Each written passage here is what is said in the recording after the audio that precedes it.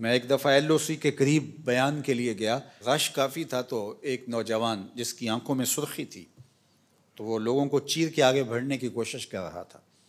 इंतज़ामिया ने रोकना चाहा तो मैंने इशारा किया कि इसको करीब आने दिया जाए। तो वो करीब आया और कप कपाते हुए होंठों से उसने मुझे कहा कि मैं आपका सुन के बॉर्डर से आया हूँ, बस ये मेरे लिए दुआ कीजिए अल्लाह मुझे शहादत अता कर दे। जब कौम के बेटों में ये जज्बा होगा तो दुनिया की कोई ताकत हमें नहीं मिटा सकती। किल्लत और कसरत ये फिर सानवी हैसियत इख्तियार कर जाती है।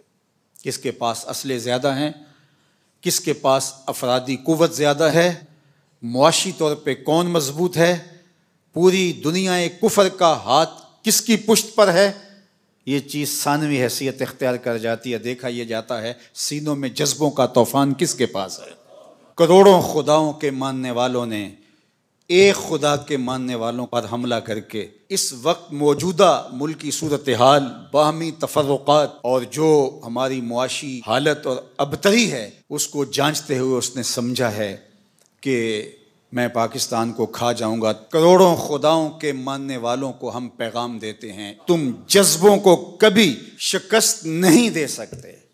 आपने कई दफ़ा मोदी की ज़ुबान से राफील पर इतराते हुए देखा होगा, बार बार कहता था हमारे पास राफील हैं, और इस पे उसको नाज था। राफील का नाम लेते उसकी बाछें खिल जाती थीं और वो राफील राफील करता फिर रहा था, लेकिन फिर राफील को भागने के रास्ते भी नहीं मिले हैं। वो अबाबीलों से हाथी मरवाना जानता है, वो रब है, वो अहकमुल हाकिमीन है। उसने अबरा के हाथियों को नेस्तो नाबूद करके रख दिया। तुम्हारे राफील का जो हाल हुआ पूरी दुनिया तुम पे थू थू कर रही है, और हमारे अबाबील तुम्हारे मुकाबले में डटे हुए, और इंशाअल्लाह पाकिस्तान फातेह बन के उभरेगा। कौम मुत्तहिद हो चुकी है, पाक फौज की पुश्त पे पूरी कौम खड़ी है, अपने जवानों के साथ, अपने शेरों के साथ ये कौम खड़ी है। मत कोई भूल में रहे, दाखिली इख्तिलाफात आने वाले दुश्मन की जारहियत के मुकाबले में ख़त्म हो जाते हैं और कौम में मुत्तहिद हो जाती हैं।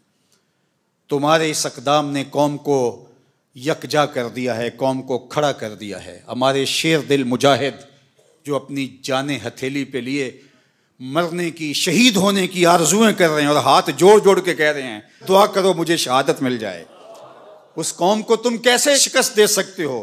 कैसे उस कौम को तुम बिछाड़ सकते हो?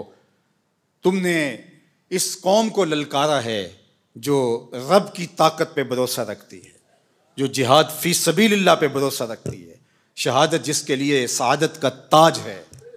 हमारे पायलट दारू पी के नहीं चढ़ते जहाज़ों के ऊपर, तुम तो उनको तहव्वुर दिलाते हो और वो लरसते हुए उनके कदम लड़खड़ा रहे होते हैं। और हमारे तो शेर दिल पायलट एक दूसरे से आगे बढ़ के खुद अपने आप को पेश कर रहे होते हैं कि ये सादत पहले मुझे अता कीजिए। तुम MM आलम की दास्तानें भूल चुके हो, ये उन्हीं के फर्जंद हैं, ये उन्हीं के बेटे हैं, और ये कौम इंशाअल्लाह सरखुरू रहेगी, सर बुलंद रहेगी। तुम भूल गए, तुमने समझा कि ये बाहमी इफ्तिराक में मुब्तला है और आज इसराइल के बलबोते पे फुदक रहे हो। उसके ड्रोन तुम हमारी फ़ज़ाओं में छोड़ के समझते हो कि हम बड़े बहादुर बन गए हैं। ये तुम्हारे ड्रोन और तुम्हारे त्यारे और तुम्हारी तवानाई और तुम्हारे आलात हरब व ज़रब ये तुम्हारे लिए ही जहन्नुम बन जाएंगे, और इंशाअल्लाह आज नहीं तो कल पाकिस्तान का जवाब देखने वाला होगा, दुनिया देखेगी इंशाअल्लाह। हम सरखुरू होंगे, सर बुलंद होंगे, इस्लाम का झंडा पूरी दुनिया के ऊपर लहराया जाएगा। अल्लाह अकबर। ये क्या हमारा मुकाबला करेंगे? ये गाय का पेशाब पीने वाले, आबे जमजम पीने वालों का मुकाबला कैसे कर सकते? वो गाय जिसका पेशाब उसका अपना बच्चा नहीं पीता, वो दूध पीता है, पेशाब नहीं पीता, तो ये क्या हमारा मुकाबला कर पाएंगे? इनकी पतलूनें अभी से गीली होनी शुरू हो गई हैं। जरा इनकी चीखो पुकार देखो, इनके मीडिया हाउसेस के अंदर किस तरह चीख और चिल्ला रहे हैं, और पीछे इनका खौफ मुलाजा कीजिए, और इस कौम का जज्बा भी देखिए। अभी ड्रोन बाद में गिरता है, ये पहले पहुंचे हुए होते हैं और वहां जाके तहव्वुर आमेज नारे लगा रहे होते हैं। इस कौम के जज्बों को कैसे तुम मात दे सकते?